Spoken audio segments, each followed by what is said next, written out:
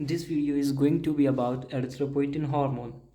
It is secreted by interstitial cell or fibroblast cell in kidney that are in close association with peritubular capillary and PCT. Yes, there are some cells in liver that are perisinusoidal cell that can also secrete erythropoietin in little bit amount. But we are going to focus mainly on interstitial cell in kidney. Erythropoietin is secreted in hypoxia condition, but let's see what will happen inside that interstitial cell in normoxia condition. Let's make that cell in normoxia condition. This is interstitial cell of kidney, and this is the nucleus of interstitial cell.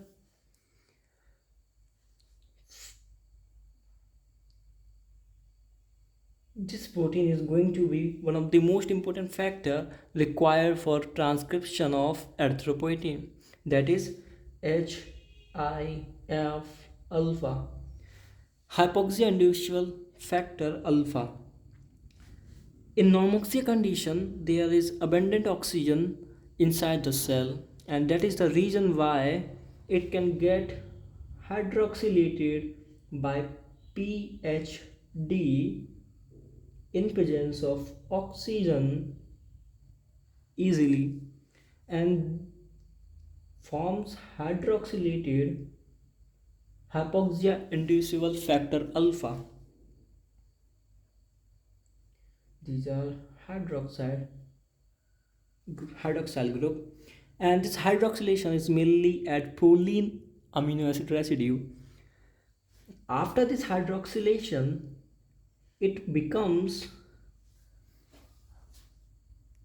conformationally able to bind with another protein, that is VHL.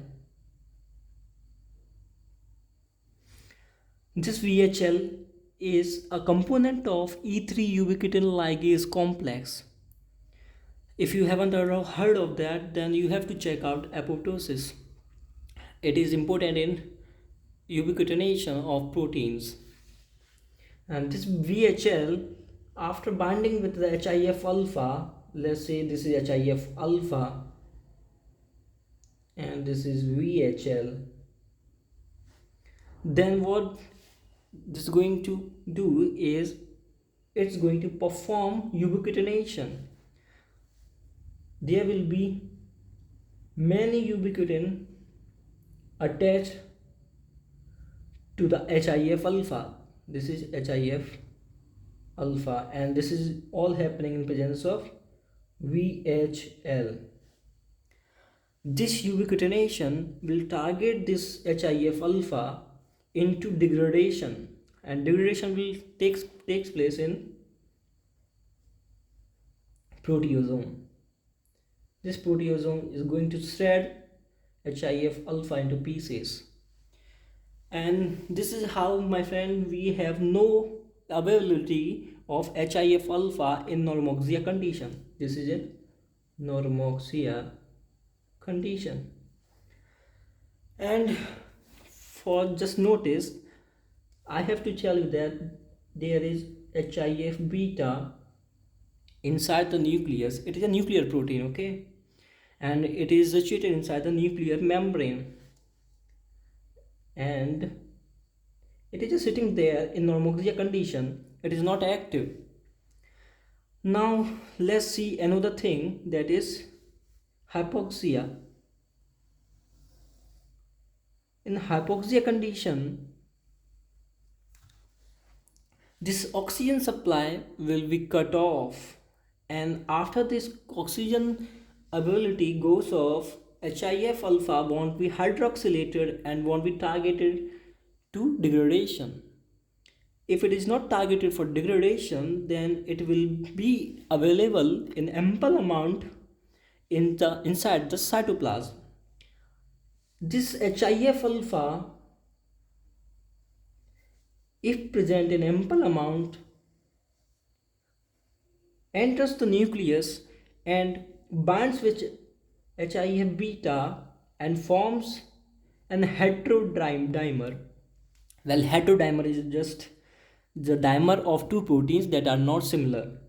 Okay, HIF alpha is different protein, HIF beta is different protein, so the dimer they form is heterodimer. And this heterodimer is going to perform an activity that increases transcription of some genes.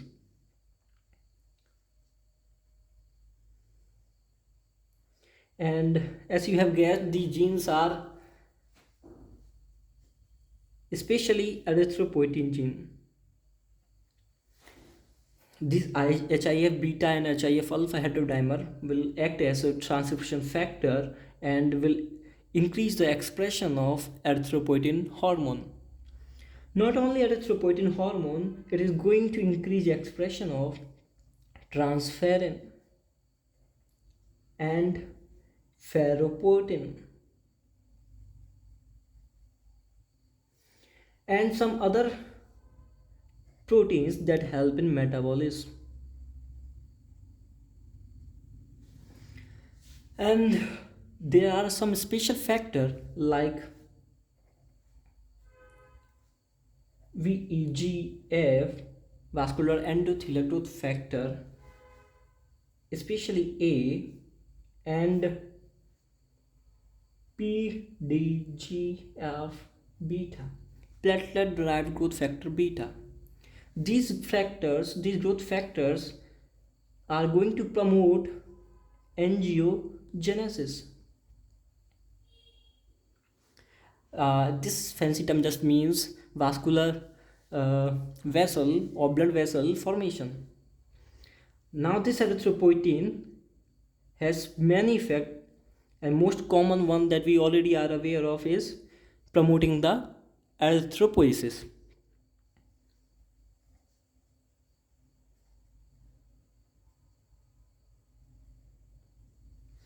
Other than that, there are some feedback mechanism.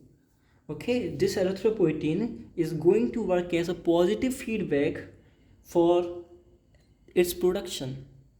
This is going to do it by activating HIF alpha itself, and this will cause activation of HIF alpha, then it will cause the transcription and increase expression of erythropoietin, and this cycle will go on. That is why it is positive feedback. Not only that, there is indirect route for this positive feedback too. This erythropoietin also activates another protein that is known as PGC1 alpha. PGC1 alpha. This protein has two work. One of them is activating HIF alpha. Okay, and there is also a work that is directly increase the expression of the proteins, just like heterodimer of HIF alpha and HIF beta. This positive regulation of HIF alpha directly by EPO is not confirmed, but the indirect activation or indirect positive feedback done by erythropoietin with the help of PGC1 alpha is confirmed property of erythropoietin. And as I have already told you, these proteins have other. Let me tell you about small details that I have missed. I forgot to tell you about PhD and VHL and all these proteins, not even their full form. Let's see PhD. PhD is known as prolyl hydroxylase, as it is going to hydroxylate proline group, especially proline amino acid residues.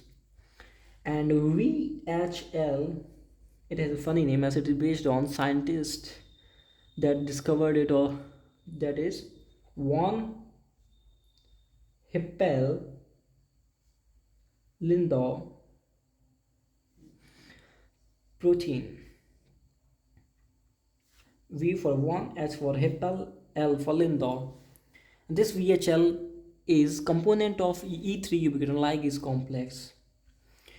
And as I have already told you, in normoxia, HIF alpha is not available for the transcription, but there is also another mechanism for inhibition of transcription, that is transcription factor GATA. This GATA 2 has inhibitory effect on the gene expression of erythropoietin and related proteins, and these work as a check mechanism for controlling the overproduction, or if there is any kind of imbalance in the production of erythropoietin, it is going to check it and work as an inhibitory protein.